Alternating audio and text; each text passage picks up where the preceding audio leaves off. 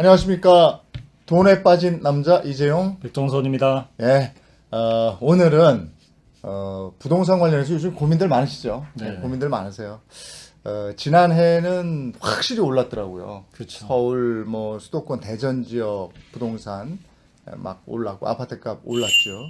근데 올해는 시장마다 좀 차이가 있는 것 같아요. 예. 근데 저희가 이제 오늘 눈여겨서 얘기를 좀 풀어나갈 것이 부동산 관련해서 뭐 얼마가 올랐다, 얼마가 떨어졌다 이 부분보다는요. 이걸 어떻게 해야지 고민하시는 분들이 세금 걱정들을 많이 하시니까 그렇죠. 거기서 이제 양도세라든지 증여세라든지 상속세라든지 이 부분에서 어떻게 더 경제적인 효과를 얻을 수 있을까? 이 부분에 초점을 맞춰서 좀 얘기를 했으면 좋겠어요. 네, 그러니까 뭐 집을 보유하고 있으면 보유세 네. 내야 되고, 뭐 아이들한테 주려면 증여세 내야 되고, 네. 또 어떻게 보면 이제 팔자니 양도세 걱정, 음. 보유하자니 보유세 걱정, 임대사업자로 돌리자니 뭐 네. 이게 걱정인 그렇죠. 상태니까. 예. 임대사업자 하면 5년간 묶이잖아요, 또. 그래서 이 예. 강남에 있는 분들이 이제 그러니까 많이 이게 뭐 선택하는 방법. 이두저도 못한다 이런 얘기가 많이 나오고 또 하나 소득이 하나도 없는데 그 월세 받아서 사시던 분들, 이주택자들 이런 분들도 이걸 팔아서 양도세를 내느냐 아니면 이거를 증여하는 게 낫냐 이런 고민들을 많이 하시더라고요. 그래서 그런 양도세하고 증여세를 한번 비교를 해드릴 필요가 있을 것 같아요. 네네. 증여세하고 이제 양도세를 좀 비교해 보면 이 답이 딱 나오게 되거든요. 그러니까 일단 그림을 좀 보면 상속 증여세율이 나와요. 네. 1억 원 이하는 10%, 그 다음에 5억 원 이하에는 20%, 그 다음에 10억 원 이하는 30%, 네.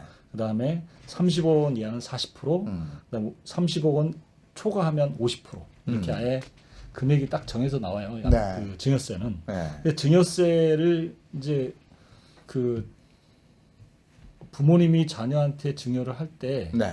증여하고 배우자하고 증여할 때 네. 그러면 이제 1주택을 가진 그 어르신이 당신의 배우자하고 자녀들한테 나머지를 주겠다 그러면 증여공제라는 게 있잖아요. 네. 네. 배우자 공제 6억, 그 다음에 자녀 공제는 5천만 원씩, 네. 1인당 5천만 원씩이고 미성년 자녀 같은 경우는 그 2천만 원이에요. 네. 그리고 그 제3자 기타 친족으로 증여할 수도 있는데 거기도 1천만 원이에요. 네. 이런 것들을 활용해서 좀 많이 하고 있는데 예를 들어 볼게요. 이게 양도세하고 한번 비교를 해볼게요. 양도세 다주택자에게 적용되는 양도세율을 2020년 기준으로 할 경우하고 2021년 기준으로 할 경우가 네. 틀린데 네. 일단 이제 2020년하고만 비교를 좀 그래프를 보면서 비교를 해보면요. 1억 원의 양도 차익이 발생했다고 하면 양도세는 얼마가 발생하냐면 35%가 나와요. 네. 근데 증여세를 계산하면 이것저것 공제하고 남았을 때 얼마냐를 기준으로 네. 하거든요. 네. 그럼 그걸 1억 원이라고 계산하면 네. 1억 원의 양도세 그 증여세는 10%밖에 안 되거든요. 네. 그러니까 35%대 10% 계산하면 확 줄어버리잖아요. 예, 예. 5억 원의 양도 차익은 더해요. 네. 5억 원의 양도 차익이 발생했다고 하면 양도세는 40%예요. 네. 근데 만약에 이걸 증여로 해버리면 네. 이것저것 공제하고 나서 남는 금액이 5억 원이다라고 하면 증여세는 20%. 반으로 주네. 그렇죠. 네. 그러니까 이렇게 되면은 어떤 걸 선택할지 뻔히 답은 나오잖아요. 증여세로 선택을 해야죠. 그렇죠. 네. 그러니까 이제 증여 공제를 얼마나 잘하느냐의 문제도 있겠지만 네. 사실은 이게 훨씬 더 유리한 그런 상황이 될 수 있다는 거죠. 근데 증여를 하면은 증여세는 반드시 증여 받는 사람이 내야지 그거를 부모님이 증여해주고 그걸 내주면 그 증여세를 또 세금 내야 돼요. 그렇죠. 예. 그렇게 돼 있죠. 그렇죠. 그러니까 소득이 없는 자녀한테는 증여하기에는 부담스러운 거죠. 네. 그러니까 대부분 이제 강남에 최근에 부동산 그 소유권 이전 등기가 된 걸 보면 대부분 30대, 40대 자녀가 소득이 있는 자녀에게 넘어가는 네. 경우가 되게 많아요. 그러니까 그 어떤 분도 그러시더라고요. 나이 드신 분인데 내가 평생 일궈서 그 아파트 장만했는데 네. 이걸 자식에게 물려주려고 보니까 세금으로 다 뺏기게 생겼다. 네. 이렇게 이때는 표현이 세금을 낸다가 아니고 세금으로 뺏긴다 이렇게 표현을 하시니까요. 예. 네. 그런 느낌이 들죠. 예. 뭐 이런 분들을 뭐 어렵지 않게 만나요. 네. 어렵지 않게 만나니까 이런 분들을 위해서 이제 한번 해결책이 어디가 있을까 한번 예를 들어서 한번 좀 설명을 해볼까 네. 합니다. 65세 된 어르신이 있는데요. 제가 실제로 만난 분인데 네. 배우자가 있고요. 자녀 2명이 있어요. 네. 이분의 재산은 현재 살고 있는 아파트 10억짜리 아파트 하나 네. 있고요. 네. 그다음 운영하고 있는 사업체 이게 이제 비상장 회사 주식으로 네. 가지고 있는 게 본인이 가지고 있는 주식 가치가 25억 정도. 예. 그다음 금융자산이 5억 있어요. 이렇게 계산하면 약 한 40억 정도 재산이 있잖아요. 주변에서 볼 때 어느 정도 그 사업을 하시는 분이면 네. 요 정도는 되죠. 그죠? 그렇죠. 예. 거의 대부분이 이 정도죠. 아. 이분의 재산이 40억이지만 우리 주변에서 흔히 볼 수 있는 사업체를 운영하시는 분들의 네. 모습인데 네. 재산이 크게 많아 보이지는 않아요. 그런데 만약에 이분이 사망하면 내야 할 세금이 9억 7천만 원이 돼요. 9억 7천만 원인데 이 표에서 이제 보시면 그림에서 보시면 네. 보유 재산 40억 중에 현금으로 지금 당장 할 수 있는 돈은 금융자산 5억밖에 없어요. 그럼 비상장 주식은 당장 팔리는 것도 아니고 네. 그다음 부동산도 내놓고 바로 한다고 해서 네. 팔리는 게 아니기 때문에 결국은 이 상속을 받은 자녀 입장에서는 또는 네. 배우자 이런 사람들이 이제 공동 상속을 받았다고 가정을 하고요. 네. 40억에다가 일괄 공제, 배우자 공제, 뭐 자녀 공제, 그다음에 뭐 그 금융자산 공제까지 네. 다 하더라도 한 11억 정도의 증여 공제를 받을 수가 있어요. 네. 그리고 이제 과세 표준이 나오게 되는데 그러면 이제 약 10억 정도가 나오게 돼요. 네. 거기서 산출세액을 계산하기 전에 이제 신고를 6개월 이내에 하면 네. 신고 감면이라는 게 또 있어서 네. 3천만 원 빼면 9억 7천만 원이 나오는 거예요. 네. 9억 7천만 원이 나오면 9억 7천만 원을 이 사람이 마련하는 방법은 네. 부동산을 급하게 처분하는 방법이 하나가 있겠죠. 그렇죠. 그럼 이제 부동산 처분하면 그 상속재산 그 팔았으니까 그거에 네. 대한 또 양도세 또 내야 되죠. 그러니까. 그러면은 이런 분은 돌아가시기 전에 증여를 좀 해서 세금을 줄이는 수밖에 없겠는데요. 그렇죠. 가장 첫 번째가 네. 이제 기존에 증여 없이 했을 경우에 낼 세금이 상속세로 냈을 때 한 9억 원 정도 된다고 9억 네. 7천만 원 정도 된다고 네. 말씀을 드렸는데 네. 이게 만약에 배우자하고 두 자녀 각각 5억씩 네. 하게 되면요. 한 6억 7천만 원 정도면 돼요. 그럼 계산하면 약 3억 정도가 네. 줄어들게 되는 거죠. 예. 그렇게 되는군요. 이게 예. 이제 증여 안 하고 그냥 바로 상속하는 거하고 증여 후에 상속하는 거하고 비교해 보면 3억이라는 세금이 줄어드니까 100번 낫다는 얘기가 되는 거죠. 근데 제가 그 얘기 들었거든요. 종신보험을 가입해서 네. 그 종신보험을 가지고 이런 부분도 좀 이렇게 세금을 더는 그런 방법이 있다. 그 확실히 있는 겁니까? 그렇죠. 이제 그 상속재산을 상속하면서 세금을 줄이는 두 가지 방법 중에 하나가 첫 번째 사전에 10년 단위로 한 번씩 증여하는 방법. 네. 두 번째가 이제 보험을 가입해서 상속세 재원을 마련해 주는 방법인데요. 이건 그 미국에서 상당히 많이 쓰죠. 미국은 상속세가 세기 때문에 네. 요즘 많이 내렸지만요. 근데 그런 방법을 쓰는 것은 어떻게 하냐면 이제 보험을 그 사망보험을 가입해서 상속하시는 분을 피상속인이라고 하는데 아버지가 사망하면 받는 보험금으로 상속세를 내도록 해주는 그런 방식이죠. 그러니까 네. 미리 이제 자녀한테 일정 금액 현금을 증여해요. 네. 증여세 최대한 작게 나가게 해놓고 네.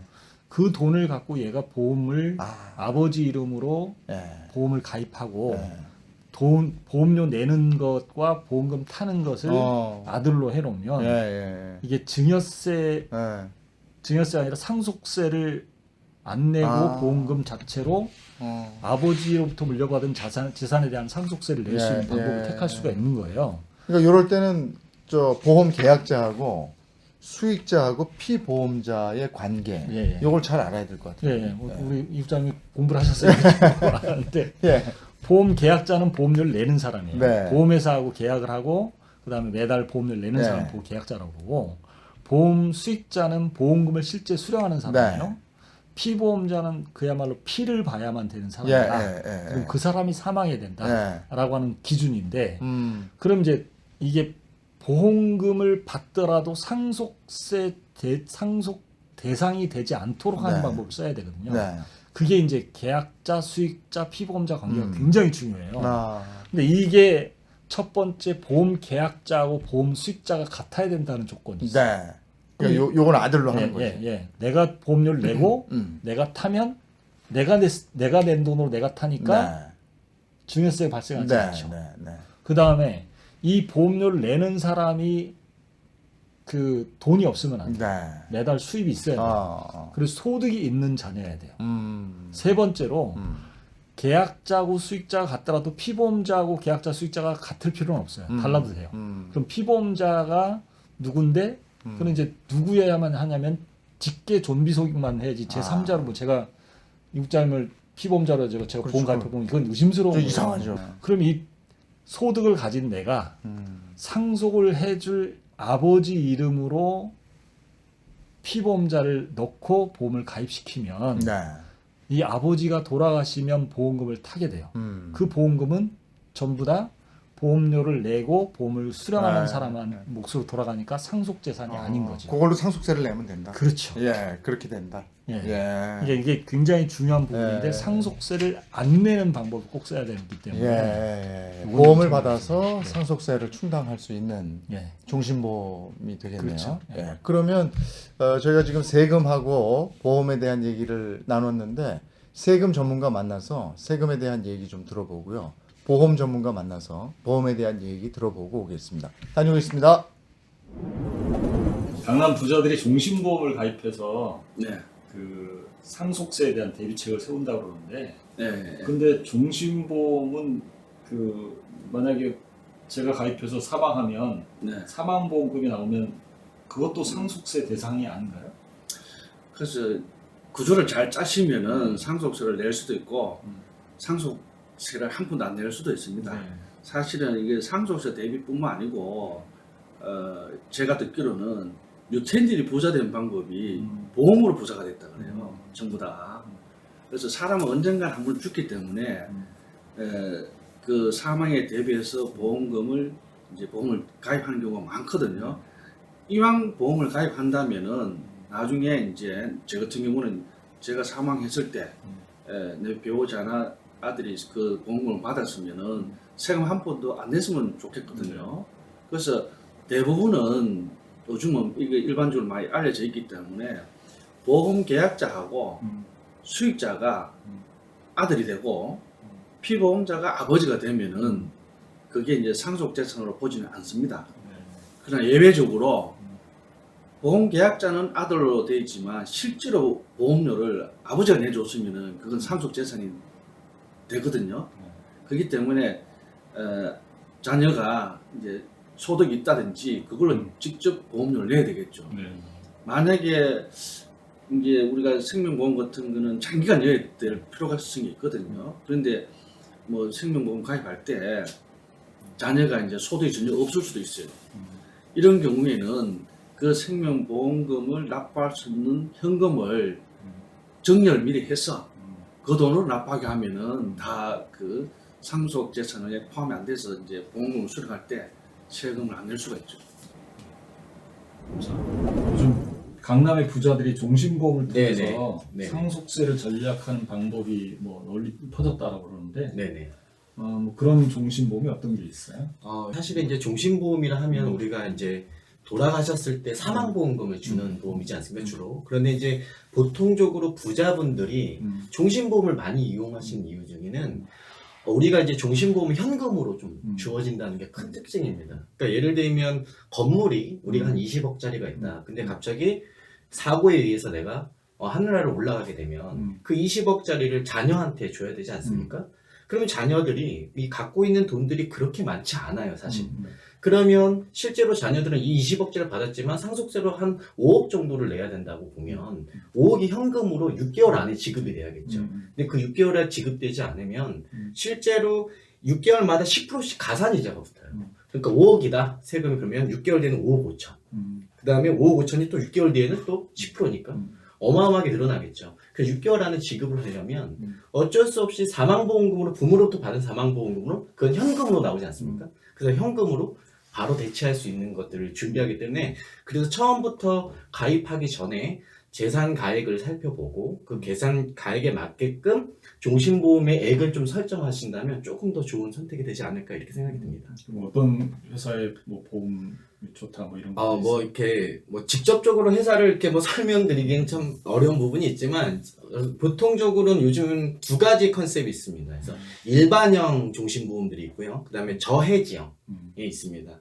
일반형 같은 경우는 기본적으로 우리가 그냥 일반 예전의 종신보험하고 똑같습니다. 그래서 예를 들면 해약환급률대로 지급을 하는 거죠. 그러니까 정해진 공시이율대로 지급을 하는 게 일반형이라면 저해지형 같은 경우에는 기본적으로 내가 낸 사망보험금보다는 사망보험금 일정하게 되는데 해약환급률은 적죠. 근데 대신에 보험료가 저렴합니다.